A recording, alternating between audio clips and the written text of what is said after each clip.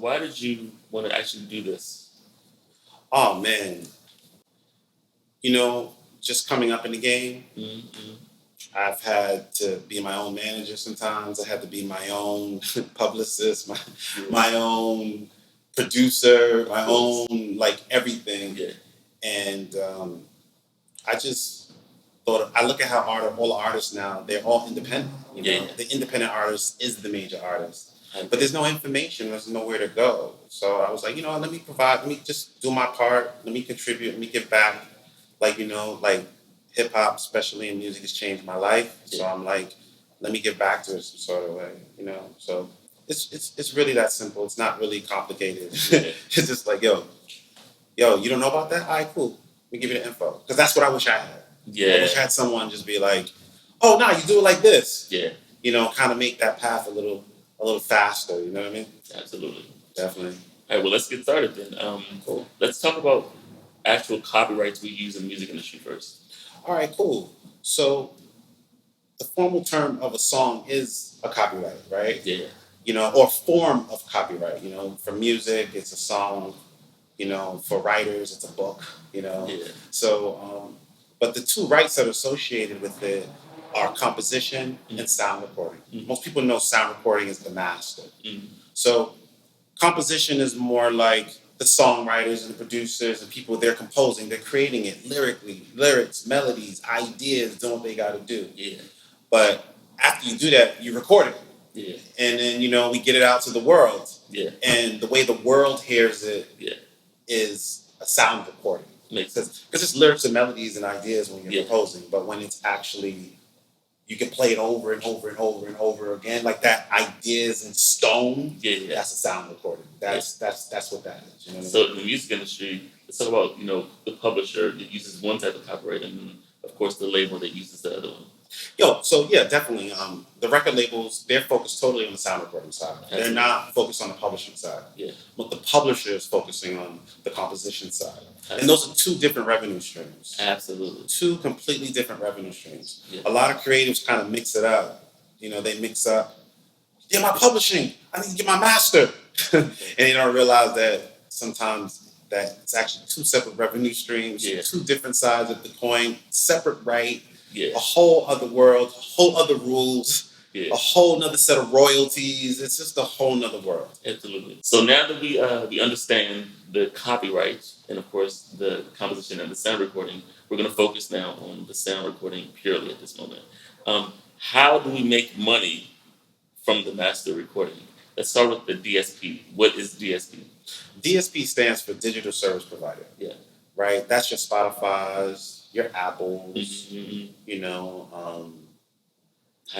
Tidal, and then you have like aggregators, like STEM, United Masters, TuneCore, like they're third-party aggregators that those DSPs allow to get the music to them. Perfect. So as a creative, we would take our master recording that we have, we would go through an aggregator like a TuneCore, and then they would put it and distribute it to the DSP, which is Apple Music, Tidal, Spotify. That's how. Okay. That's the number one way, and then every stream calculates to a certain amount of money. Like I think it's like, as of right now, like don't quote me on this rate, but I think for every million streams, it's like $5,000. Yeah. Right, but that's how it is. That I think those numbers are for Spotify, but on Apple it may be a little higher, and then on Tidal it's way higher. Tidal pays the most. Yeah.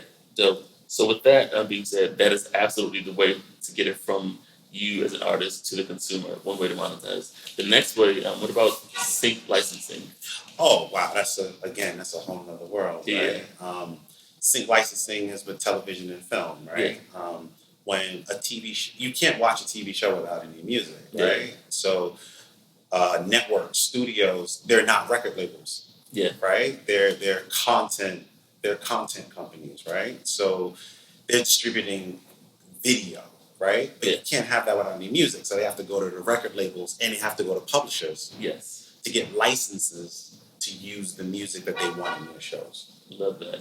So basically, when it's a publisher, it's a sync license. They're synchronizing the song. But when it's for the master usage license. No, it's all the same thing. right?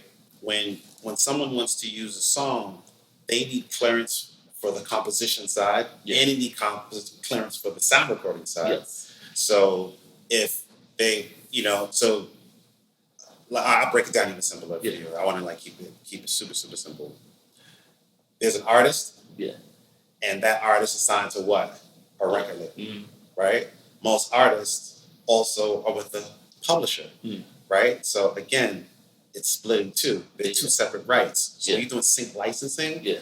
You have to license both of those rights, and those rights are separate. Yeah. So you have to go to the label who owns the sound recording rights. Yeah. And then you get a fee. Yeah. And get a price, whatever it may be, whatever's negotiated. Perfect. Simultaneously, you have to also go to the publisher Yeah. because you got to get the license for the composition side. Perfect. So, and then one rights owner can't make more than the other. So, say the publisher wants, I want $10,000. Then the label may go, well, I want 20,000. So there's this law called MFN, stands for Most Favored Nations. Yeah. So that means that the publisher now is going to make $20,000. Yeah. So If now, the clause is in your contract. definitely. So what happens is now you have, it costs $40,000 to license this, $20,000 for the sound recording, the master side, and $20,000 for the publisher side. Absolutely. That's how it works. Absolutely. So what about wages? This is specifically dealing with the Sound Recording Specialty Payments Fund. Oh, well, on the master side, well, before we even go there, right? Traditionally, when it comes to these rights, a lot of creatives only know about the royalties and and publishing money generated from the composition side, but a lot don't know that you also are generating performance royalties for the master side as well too. Mm. So I want to clear that up real Yeah. quick. Just like how with your publishing you have ASCAP or a BMI or a CSAC, they're collecting your performance royalties for you. Yeah. Well, on the master side, there's an organization called Sound Exchange. They're just like ASCAP, BMI, or CSAC. Yeah. They're collecting your performance royalties on your master side. Yeah. So repeat your question again, so now I can like kind of bring it together. No, it's perfect. So basically, with the Sound Recording Specialty Payments Fund, wages, that's another way that we are monetizing on the sound recording. Cool. So on the sound recording side, like I said, there's organizations that collect your performance royalties, right? Yeah. But there's unions that are in place as well too. Mm. So if you're a musician or a background vocalist, you've contributed to that master. Yeah. You've contributed to that sound recording. Yeah. So they're doing collections for you as well too. As a union, they're going out there and saying, my people need to get paid. Yeah. They need to, let's get them their money. And when they collect your royalties, it's not a royalty, it's a wage. Love that. So they take up your taxes, they do what you need to do. And again, that's another revenue stream. Yeah. Now the thing that's spectacular about that is, and I want to make sure that they catch this, it's not that you have to be the featured artist to get that money. That is not, you don't have to be the writer of it, but because you were the non-featured vocalist or the non-featured musician, that fund is still available for you as a player or as a singer for that. Definitely. Let's elaborate a little bit more. Let's build on top of that, right? So, in publishing, right? Yeah. And I bring that up because I think a lot of the community understands that side of it. Mm. So, if you are a songwriter Yeah. and you're the producer, Yeah. right?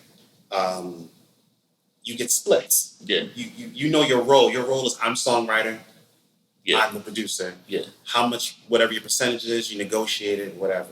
Yeah. It doesn't work like that on the master side. Yeah. The master side is even, it's split evenly. Yeah. So there's 3 roles that someone can have.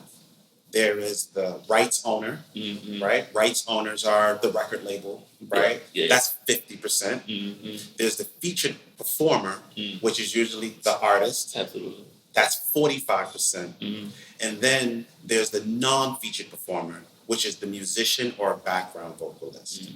So that's 5%. Yeah. So it's not broken up like how it is on a composition side Yeah. for songwriters and producers. Yeah. It's Already established. It's already established for you. This is how it's broken down. This is how you're making money. This is your role. Absolutely.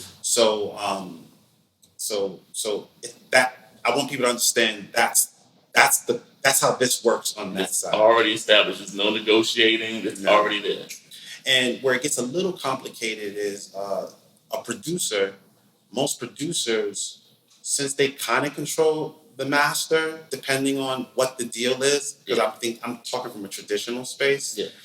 The artist is the one who hires the producer, which is again the featured performer. So the producer share is going to come out of the featured performer share, and they have to pay that person what we call an LOD, letter of direction. Make sense? Yeah. So you should give the letter of direction to Sound Exchange. Yes, the artist, or quote unquote the featured performer, and the producer, who is in this case a non-featured performer. You have to negotiate that. They figure out what the splits are going to be out of that 45%. Yes. And then they agreed it. Then they give it to Sound Exchange, and they go out there and collect. Yes. And mind you, we're only talking about the United States. Yes. This is not the rest of the world. No, just here. Now, the thing that you said that's spectacular is, as the producer, you can negotiate part of that 45% from the featured performer. But most producers do what? They also play. They're also singing backgrounds, also, which means even outside of the 45%, there's some of them are still eligible to even receive a piece of that 5%. Definitely. And let's elaborate more on that. Let's go. Right. So, the modern producer wears all hats.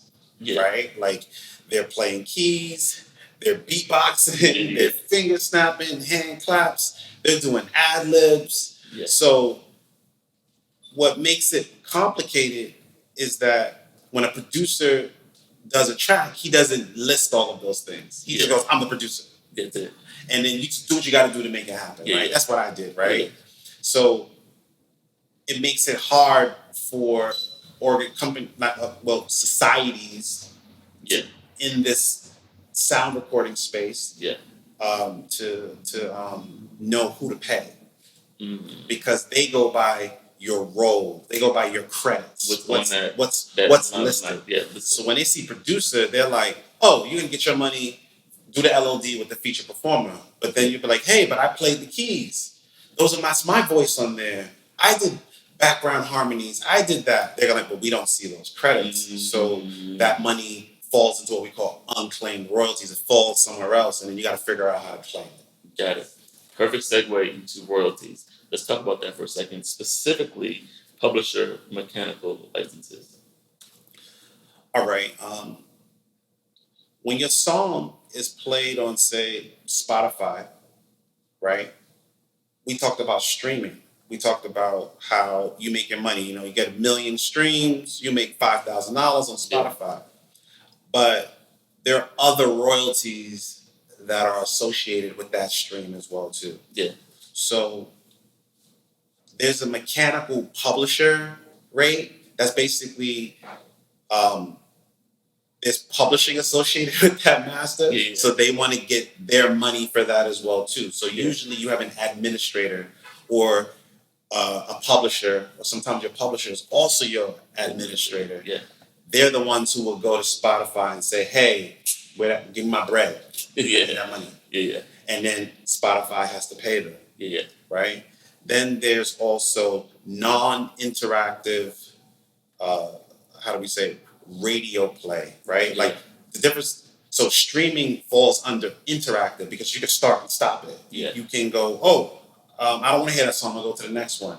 Non-interactive is like, say, if you're listening, it'd be like Drake radio, and then or even Pandora. It just plays. The computer's choosing whatever it wants to play based on that artist and the type of music you're listening to. That's non-interactive because you can't stop that. Yeah. You don't control that. Yeah. Right? That is another royalty stream. Yeah. Right? And that's where performance royalties for the master are generated. That's where Sound Exchange is collecting their money from. Got it. Make sense? Yeah. So Sound Exchange goes to Spotify and say, "Hey, this has had this amount of plays. This is this, that. Send us our money." Word. That's how it comes in. Yeah. So what about sound recording performance royalties, which I really want to focus on? Well, I just kind of hinted on that already, right? But specifically, because I know we talked about in the U.S. What about internationally? Is that still a thing that we can affect? Internationally, they collect non-interactive, just like the U.S., but they also collect terrestrial.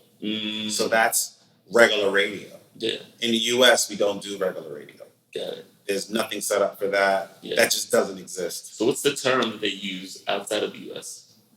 The term for performance royalties of the sound recording, performance royalties for the sound recording internationally is called neighboring rights. Perfect. Right? Yeah.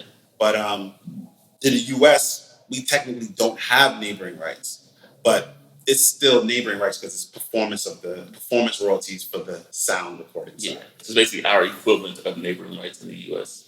Exactly. Every country has their own sound exchange. Yeah. Right? So in the US, our sound exchange only collects non-interactive. Yeah. The sound exchange in the UK, which is PPL, they're collecting for non-interactive and they're collecting for regular radio play. Yeah. And their splits are different. Yeah. So every country is just different. They have their own rules, their own regulations, their own protocols. Yeah. You know what I mean? Can you talk about why though? Like I think he said like the Rome Treaty.